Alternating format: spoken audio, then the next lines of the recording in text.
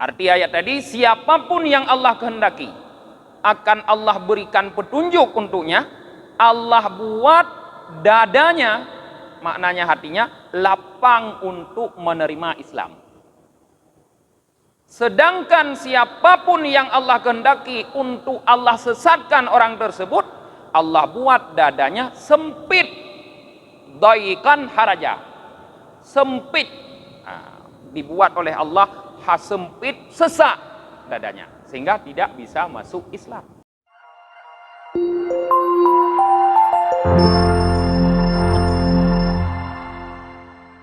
Assalamualaikum warahmatullahi wabarakatuh. Bismillahirrahmanirrahim. Alhamdulillahi rabbil alamin. Wabihi nasta'inu ala umurid dunya waddin. Asyhadu an la ilaha illallah wahdahu la syarikalah. Wa asyhadu anna Muhammadan abduhu wa rasuluhu la nabiyya ba'dah. Allahumma salli wa sallim wa barik ala sayyidina Muhammad wa ala alihi wa sahbihi ajma'in, amma ba'd. Allahumma allimna ma jahilna wa dhakkirna ma nasina wa fahimna ma lam nafham. Subhanaka la ilma lana illa ma 'allamtana innaka antal alimul hakim. Allahumma allimna ma yanfa'una wanfa'na fima 'allamtana. Rabbi shrah li sadri wa yassir li amri wahlul 'uqdatam min lisani yafqahu qawli.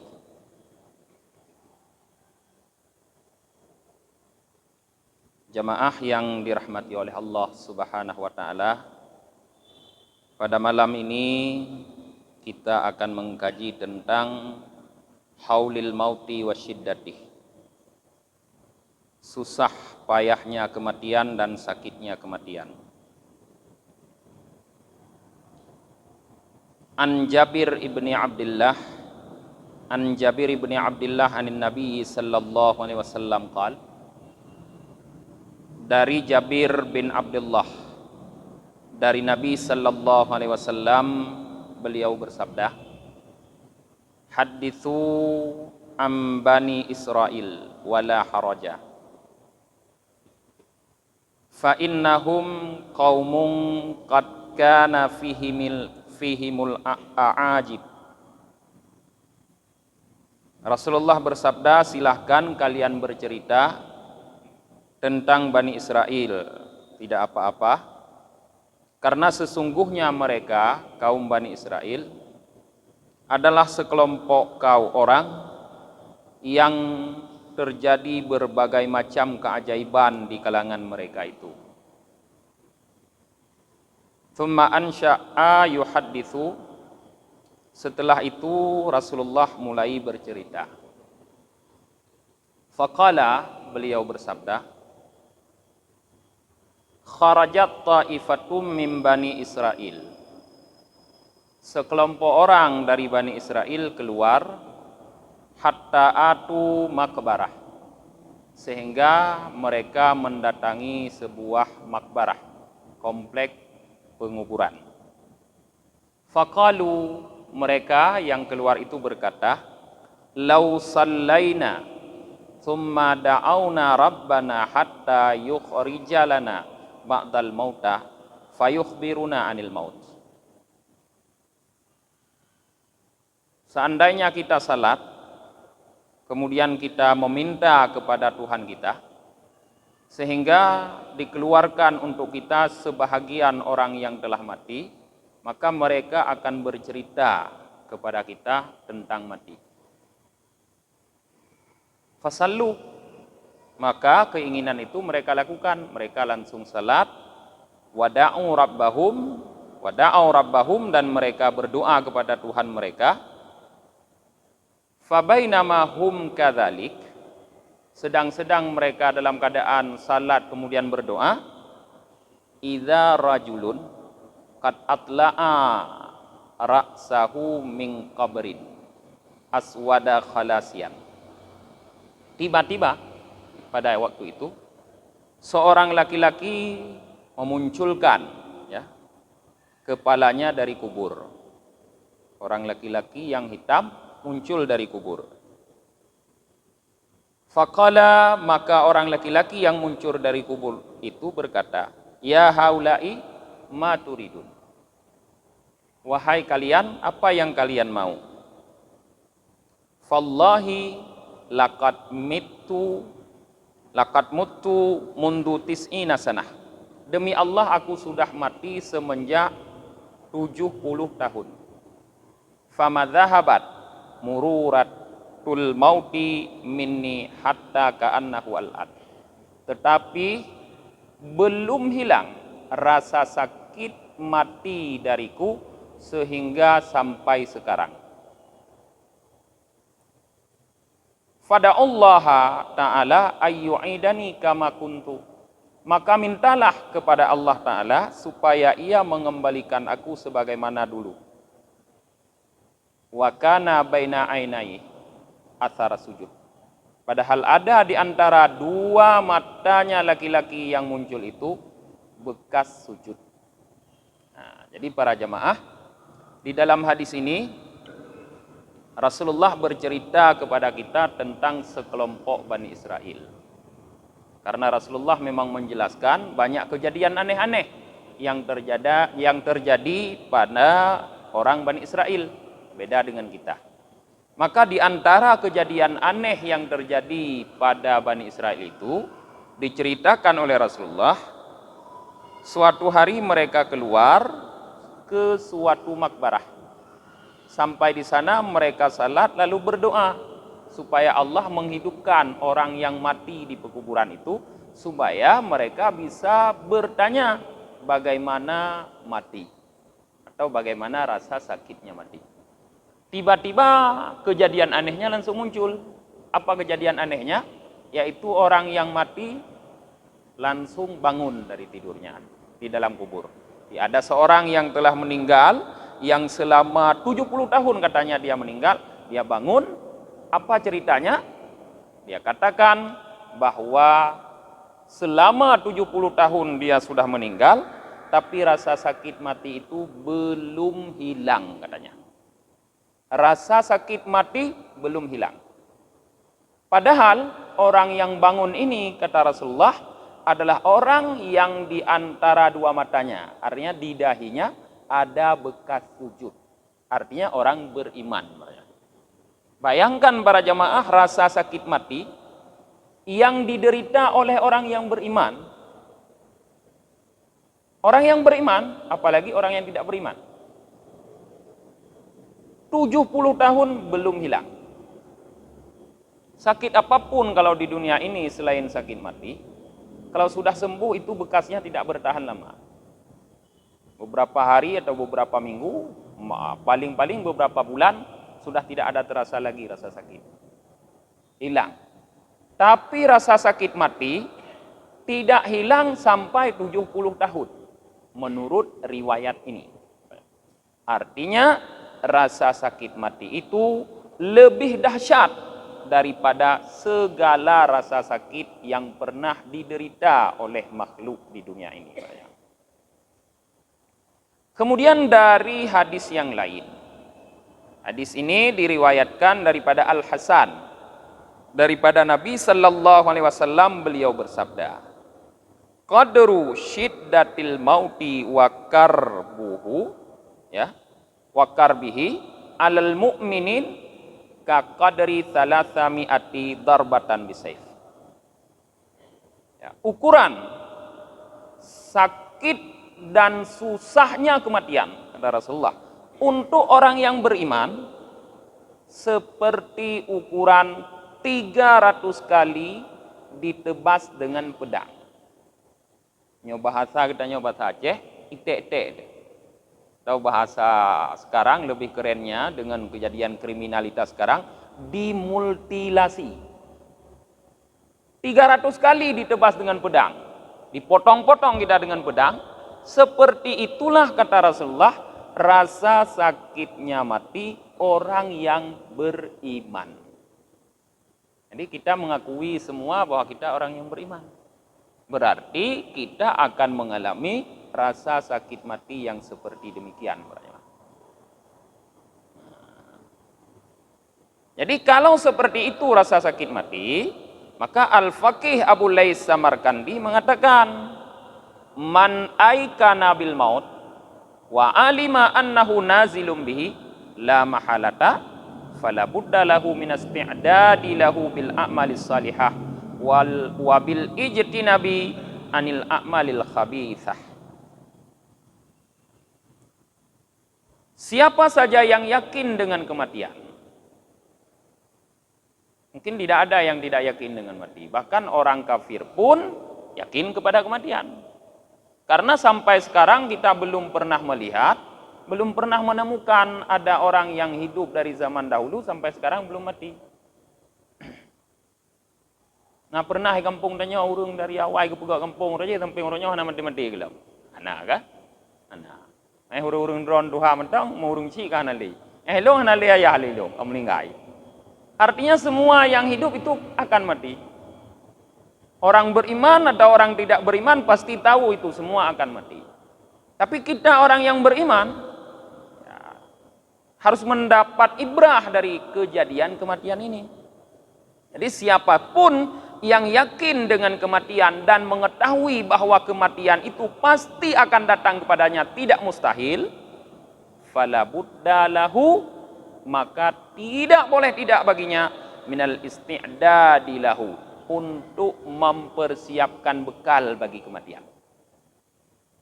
Kematian pasti terjadi. Kemanapun kita lari, pasti kita akan mati. Walau kuntum fi burujim musayyadah, sekalipun kita bersembunyi di sebuah peti besi yang kokoh, kematian tetap akan mendatangi kita. Nah, jadi tidak ada yang bisa lari kematian. Karena tidak ada yang bisa lari dari kematian, maka yang paling penting adalah mempersiapkan bekal untuk menghadapi yang sudah pasti itu, yaitu kematian. Bentuk bekalnya apa? Bil a'malis salihah wa bijtinabi anil a'malil khabisah. Yaitu berupa mengamalkan amal-amal yang saleh dan meninggalkan amal-amal yang buruk. Kegiatan kita selama kehidupan ini para jemaah sehari-hari, baik dalam bentuk perbuatan ataupun perkataan, ataupun berupa kasat dalam hati itu tidak terlepas dari dua macam. Salihah atau khabisah. Baik atau buruk. Hanaluh dari duanya. Menyokon God, bro. But tu si ura-ura adanya menyokon but God, but bro. Tuto tu si ura-ura oleh katanya menyokon tuto God, tuto bro. Maksud dalam hati, kasat dalam hati atau nit dalam hati tanya menyokon God, bro. Maka kalau kita yakin bahwa kita akan mati, tidak mungkin kita tidak mati, maka seluruh kegiatan sehari-hari itu berupa perbuatan harus yang baik-baik, berupa perkataan harus yang baik-baik, berupa kasat pun harus yang baik-baik. Semuanya harus dilakukan yang baik-baik. Yang tidak baik-baik tinggalkan. Fa innahu la yadri mata yanzilu bihi. Kenapa? Karena seseorang tidak akan pernah tahu kapan kematian itu datang kepadanya. Karena kematian rahasia Allah. Pajandro hana tatujan. Yang kadente kullu nafsin zaikatul maut. Setiap yang berjiwa pasti mendapatkan kematian. Cuma kapan? Itu yang kita tidak tahu. Karena kita tidak tahu kapan kematian itu datang, maka tidak boleh dibuat jangka waktu tertentu untuk mempersiapkan bekal kepada kematian. Maka tidak boleh seorang pemuda mengatakan, saya akan mempersiapkan bekal kematian, artinya melakukan amal saleh, nanti di waktu saya sudah tua. Ino kan muda, tak mentang baru 20 tahun, bahu mau 40 tahun untuk hujah masjid.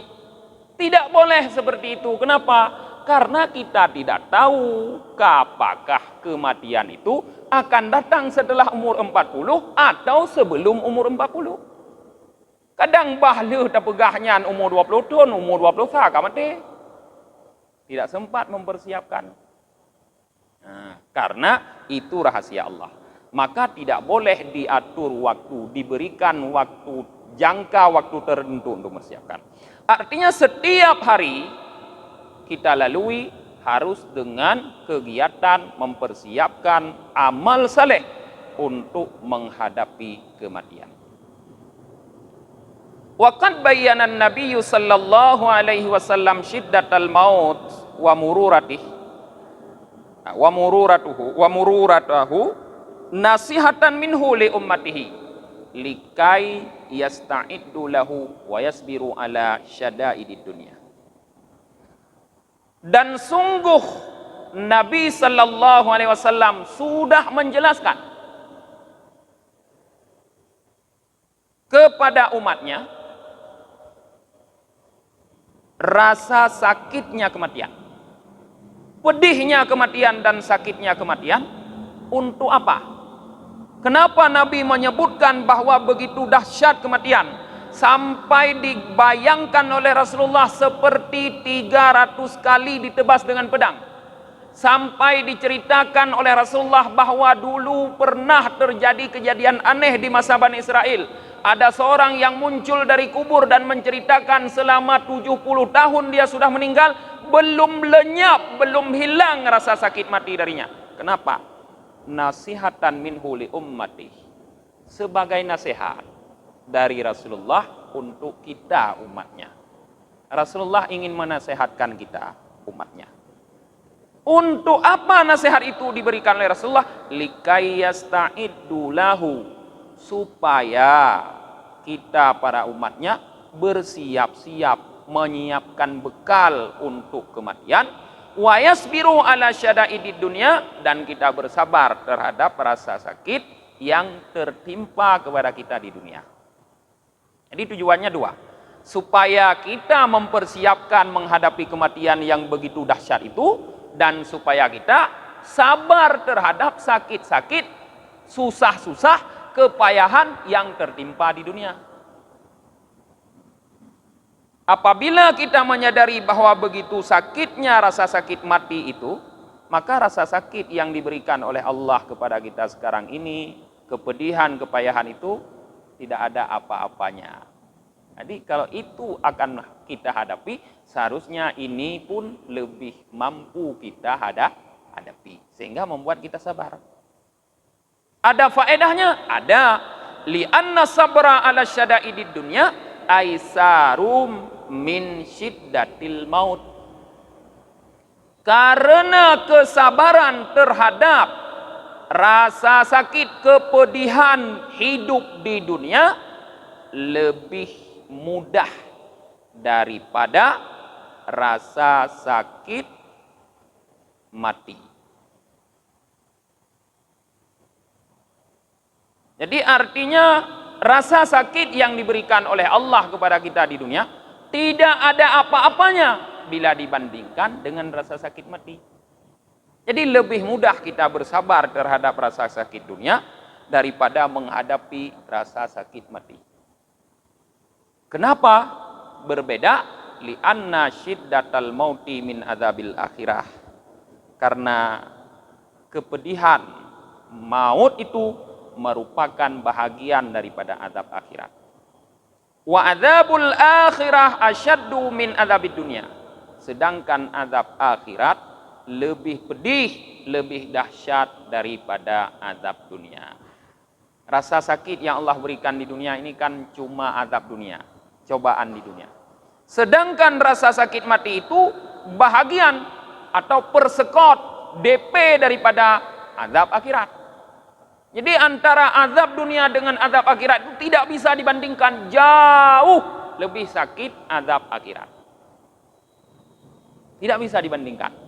Maka kita harus lebih bersabar menghadapi azab atau cobaan-cobaan hidup di dunia yang berupa kepedihan, kesusahan, sakit dan sebagainya.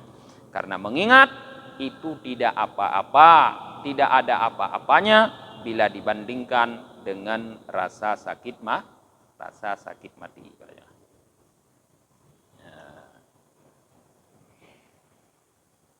Waruya an Abdullah bin Mas'ur al-Hashimi qal Ja'a rajulun ila Nabi sallallahu alaihi wasallam wa qal Diriwayatkan daripada Abdullah bin Mas'ur al-Hashimi, beliau berkata, seorang laki-laki datang menghadap Nabi sallallahu alaihi wasallam dan dia berkata, "Ji'tuka litu'allimani min gharaibil ilm."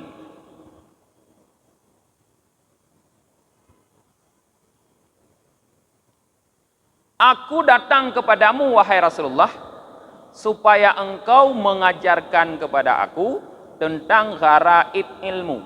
Artinya intisarinya ilmu. Rahasia-rahasianya ilmu.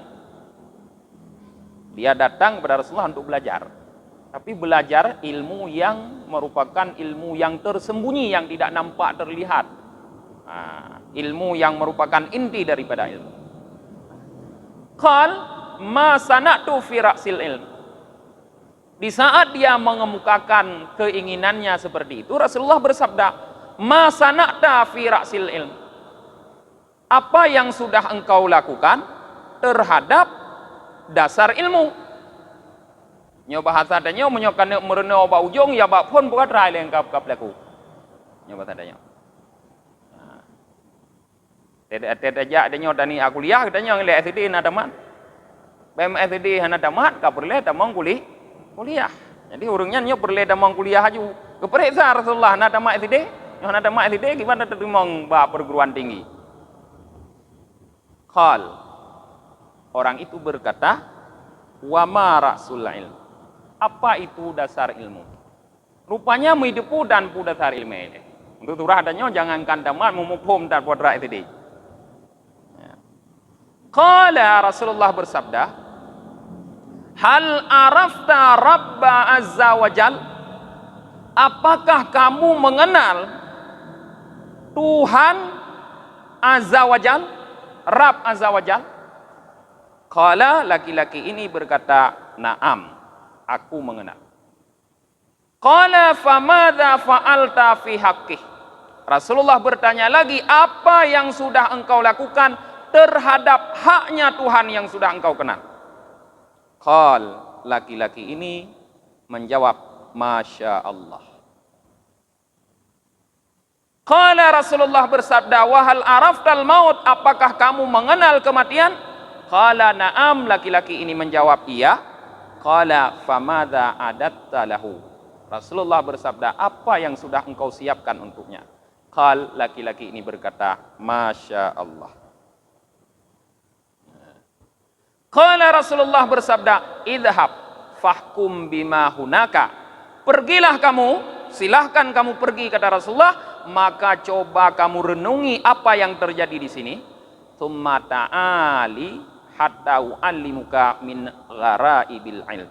Kemudian kembalilah kamu ke sini, nanti aku akan mengajari kamu tentang intisari ilmu. Jadi para jamaah, di sini Rasulullah menyebutkan bahwa rupanya dasar ilmu itu adalah mengenal Tuhan. Arafta Rabba kata Rasulullah. Sudah kamu kenal Tuhanmu? Itulah dasar ilmu. Maka kitab dasar kita belajar dulu setelah kita menamatkan Quran, di Aceh biasanya, kitab Masailal Muhtadi menyebutkan awaluddin ma'rifatullah. Dasar agama mengenal Allah. Nyan dasar ilmu ini. Nyan beda begitu nyan dasar ilmu podra. Nyan SD jidungku. Nyan jino le katanya hirun tu SD hana mupat S2 kana yang kenya hirun tu. Hai artinya le katanya kita belum mengenal Allah tapi lain-lain kita sudah bisa. Nyoban salah sembahyang di kacarong tu, nyo kan? Ada depu dum. Nyan. Tapi Tuhan dan duri yang kan lucu. Bagaimana kita salat untuk Tuhan yang kita tidak kenal siapa dia? Nah, maka disebutkan la yasihul ibadatu illa bima'rifatil ma'bud. Tidak sah ibadah kecuali dengan mengenal siapa yang disembah. Bumusa kusa na semayangnya itu. Bumusa kusa na bersedekah. Bumusa kusa na puasa, kusa na berzakat, kusa na umrah, kusa na haji, bumusa. Jadi makanya mengenal Tuhan adalah dasar daripada semua ilmu di dalam agama Islam. Jadi kalau kita sudah mengenal Tuhan, baru kita tingkatkan untuk belajar yang lain. Dan termasuk dari dasar ilmu di sini kata Rasulullah selain mengenal Tuhan, ya, adalah mengenal bagaimana kita beribadah kepada Tuhan. Tuhan sudah kita kenal, setelah kita mengenal bagaimana kita harus menyembahnya. Tuhan mengatakan wa ma khalaqtul jinna wal insa illa liya'budun. Tidak kuciptakan jin dan manusia kecuali untuk menyembah. Artinya ada tujuan penciptaan kita, yaitu ibadah. Lantas bagaimana kita mewujudkan tujuan penciptaan tersebut? Bagaimana kita beribadah? Maka belajar bagaimana kita beribadah adalah belajar tentang dasar ilmu itu. Kamarna kibanda tumayang, kamarna kibanda puasa, kibanda berzakat, kibanda haji, kibanda umrah. Nyan adalah merno dasar ilmu. Dan termasuk dasar ilmu kata Rasulullah yaitu araftal maut kata Rasulullah pertanyaan kepada laki-laki ini. Mengenal kematian, mengetahui hakikat kematian, bagaimana kematian itu akan terjadi dan bagaimana rasa sakitnya kematian. Itu termasuk dasar ilmu. Karena dengan mengenal kematian itu akan membangkitkan motivasi bagi kita untuk menyiapkan bekal menghadapi mati. Laki-laki yang ingin belajar inti dari ilmu disuruh pulang kata Rasulullah. Pikirkan dulu yang saya katakan tadi kata Rasulullah. Yang terjadi dialog antaramu dengan saya, pikirkan dulu. Coba renungi. Nanti kalau kamu sudah mampu merenungi, mengaplikasikannya, baru kembali lagi akan saya ajarkan kepadamu inti daripada ilmu. Falamma ja'ahu ba'da sinin qala an-nabiy sallallahu alaihi wasallam. Setelah beberapa tahun, laki-laki ini rupanya datang lagi menghadap Nabi. Nabi sallallahu alaihi wasallam bersabda kepada laki-laki ini, "Da' yadaka ala qalbik, fama la tarda li nafsika, la tardahu li akhikal muslim. Wa ma raditahu li nafsika fardihi li akhikal muslim wa huwa min gharaibil ilm." Letakkan tanganmu kata Rasulullah di atas hatimu. Maka apapun yang tidak engkau senangi untuk dirimu, jangan engkau senangi itu terjadi kepada saudaramu yang muslim. Dan apapun yang engkau senangi untuk dirimu, maka senangilah itu juga terjadi kepada saudaramu yang muslim. Dia itulah kata Rasulullah gharaibil ilm, yang merupakan inti ilmu. Jadi ilmu ini dasarnya membuat kita mengenal Tuhan, membuat kita tahu bagaimana cara beribadah kepada Tuhan, dan membuat kita bisa mempersiapkan bekal kematian yang pada intinya adalah kita merasa sama dengan semua orang. Apa yang kita suka, kita juga suka terjadi pada orang lain. Apa yang kita tidak suka pada diri kita, kita juga tidak suka terjadi pada orang lain. Jadi orang kalau sudah punya dasar, sudah sekolah SD, SMP, SMA, dasar pendidikannya sudah bagus, maka di waktu dia kuliah, dia itu benar-benar akan mendapatkan ilmu yang bagus. Tapi punya orang hana kerja kuliah SD, hana kerja kuliah SMP, hana kerja kuliah SMA, tiba-tiba ke kuliah. Ai mulai dari paket A, paket B, paket C. Tiba-tiba kuliah. Nyantro kuliahnya kon untuk berpikir menyokata koti ngeroki gerung, tapi untuk mendapatkan ijazah. Kang ya temike kon nyantuk perle ijazah. Nah, kadroh pegat skripsi, ya minta jurung hai ka pegat skripsi ti at padi ta skripsi. Nah, yang pentingnya Maka para jamaah jangan pernah kita mengharapkan kita akan merasa sama diri kita dengan orang lain. Artinya yang kata kaji-kaji berkon tentang sombong, kan? Tentang ria, tentang angkuh, akan lenyap pada diri kita kalau kita tidak punya dasar yang kuat. Apa? Mengenal Tuhan, beribadah yang benar kepada Tuhan, dan memahami kematian dan mempersiapkan kematian tersebut. Di saat itu sudah ada dasarnya kepada kita, di saat itu sudah kita pahami, maka kita akan langsung mendapatkan bahwa kita sama di hadapan Allah dengan seluruh makhluknya yang lain. Maka kita akan merasakan sama dengan orang lain. Fabayyana Nabi sallallahu alaihi wasallam, kata Abu Lais, maka di sini kata Abu Lais, Nabi sallallahu alaihi wasallam menjelaskan annal isti'dada lil mauti min ra'sil ilm, bahwa mempersiapkan bekal untuk kematian adalah merupakan bahagian dari dasar ilmu. Fal aula ayyastaghilla bihi, maka yang utama hendaknya kita menghabiskan waktu, menyibukkan diri kita dengan mempersiapkan diri untuk menghadapi kematian, karena nyan dasar. Nyo hanau ke panai mungkin aja bung kemana nyo. Baik lagi jino danyo ikula ETD dan SMP dan tiba-tiba kayak kuliah hancarong nunggu ya. Hai walaupun nunu ku dewan je diterima. Ya, nuyak kerja diterima, nunu ku kecil diterima, tapi tetap kecil bangai untuk je. Tetap dewan bangai untuk je. Sebab hana dasar di kita. Ya, maka penting sekali dasar. Di antara dasar diingatkan untuk kita di sini adalah yaitu mempersiapkan bekal untuk mati. Apa bekal untuk mati? A'malus salih, melakukan amal saleh, wajtinabu a'malul khabithah, dan menjauhi amal-amal yang buruk. Maka perhatikan perjalanan kita sehari-hari. Bedakan mana yang baik, mana yang buruk, mana yang benar, mana yang salah. Dengan apa kita bisa membedakan para jemaah?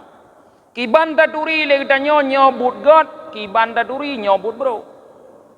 Nah, mengenal yang baik dengan yang buruk itu tidak lain adalah dengan ilmu. Maka menuntut ilmu adalah merupakan hal yang paling dasar bagi seseorang. Yang paling penting menuntut ilmunya. Tidak mungkin seseorang bisa mengenal baik dan buruk tanpa menuntut ilmu. Maka heran kita para jamaah di saat ada orang yang rajin beribadah tapi malas menuntut ilmu. Yang kahirun kita ya. Bak sembayang juga ramai. Atebut kan ni. Danyo dumpat je dengi, dumpat masjid dengi. Nya danyo dah sembayang taknya terus nambah saf. Nya te tinggal yang but padik bosaf nya na. Tegatannya tak bosaf di tengah tu. Lain hana gebut. Monyo nak ya boleh nak okey nak buku tapi but hana muci tempat je yang penting mau belajar nyo tapi kang ya but getim ya wo geroge ya je kupi-kupi le ba warkop atau ba kafe-kafe ente ada semayang gejak lah enggak semayang kan hana gejak lah orang yang semayang nyan yang sangat heran. Artinya dia beribadah tapi tidak mau memperkuat, memperbaiki ibadahnya dengan ilmu pengetahuan. Dikatakan may ya'mal bi ghairi ilmin fa amaluhu mardudatun la tuqbal. Siapapun yang beramal dengan tanpa ilmu, maka amalnya ditolak, tidak diterima.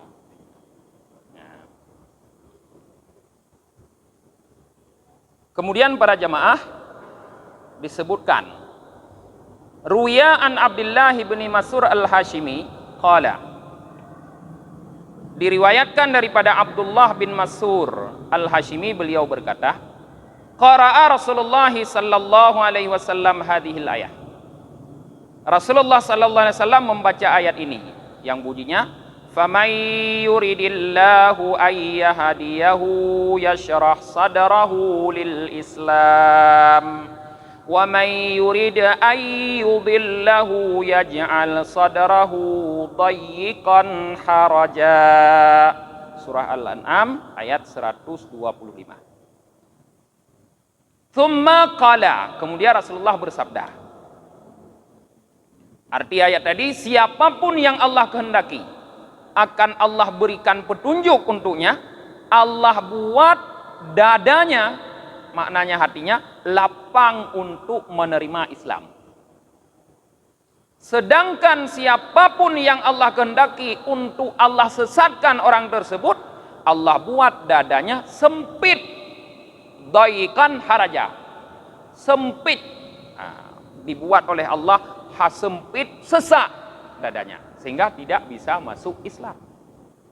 Tsumma qala, kemudian setelah Rasulullah membaca ayat ini, beliau bersabda, idza dakhala nurul islami qalba, apabila nur Islam itu masuk ke dalam relung hati seseorang, infasaha wansyaraha, nur Islam itu akan membuat hati seseorang itu menjadi lapang dan terang benderang. Fakila, maka ditanyakan, hal lidzalika min alamah, adakah bagi demikian itu tanda? Adakah tanda bahwa nur Islam telah masuk dalam hati seseorang? Qala na'am. Rasulullah menjawab, iya, ada tandanya. Apa tandanya? At-tajafi an daril hurur wal inabati ila daril khuldi wasti'dadi lil mauti qabla nuzulih. 3 tanda bahwa nur Islam telah masuk dalam relung hati seseorang yang membuat hatinya menjadi lapang dan terang menerang. Apa tandanya? Yang pertama, dia berpindah daripada negeri yang penuh tipu daya. Artinya fokusnya dialihkan. Dia tidak berusaha lagi untuk dunia, tapi berusaha untuk akhirat. Yang kedua, inabah, dia kembali kepada negeri khulud. Dia fokus kepada negeri akhirat. Yang ketiga, isti'dadu lil mauti qabla nuzuli, dia mempersiapkan bekal bagi kematian sebelum didatangi oleh mati.